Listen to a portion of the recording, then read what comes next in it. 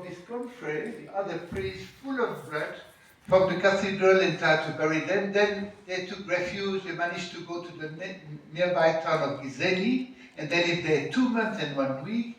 And then somehow the Nunciato, the representative of the Pope in Burundi, somehow I don't know, connections, they managed to get those 12 priests out of Rwanda to Goma the 19th of June. And then the genocide stopped. That's the story. They've been in sort of hiding for 2 months, and then eventually they were liberated.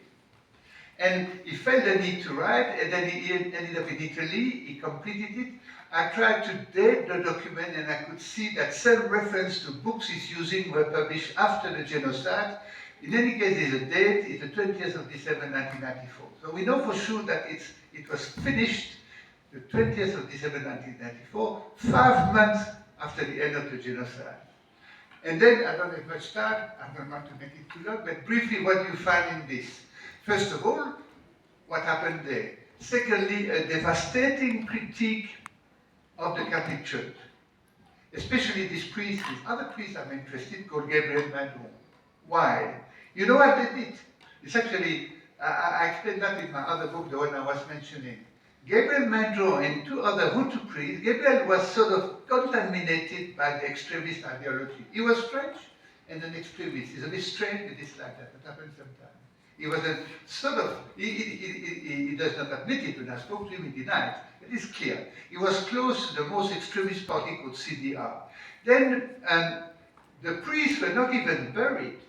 That he was leading a delegation to see the bishop who was in hiding and said, "Bishop, we've got a problem.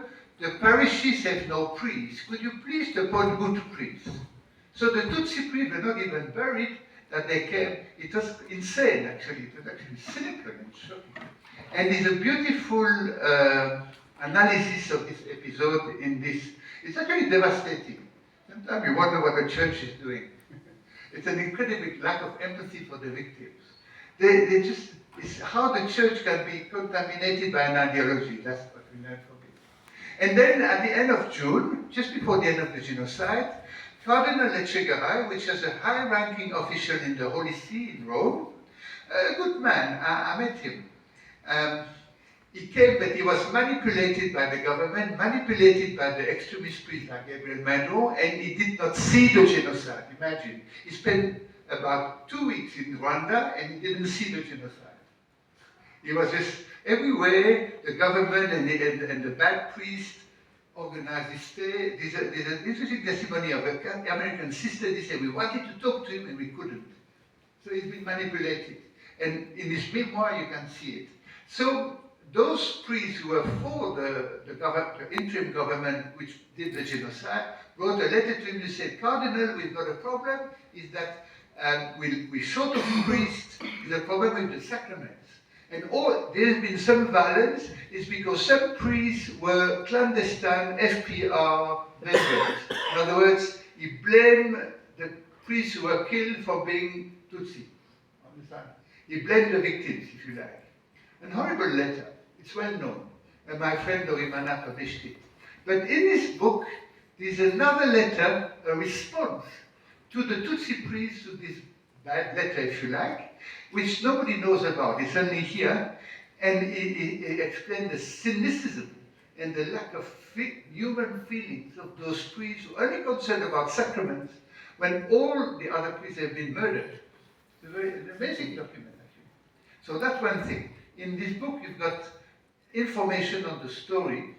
But what is also quite interesting is a theological reflection about, is God absent? Honestly, it's a good question. I mean, when you're Christian and all your confreres, your friends are all murdered, how can you continue to believe? And I don't have the time to go through it. He was a strong believer, and it's a rereading of the Bible, and it makes so much think of Bonhoeffer.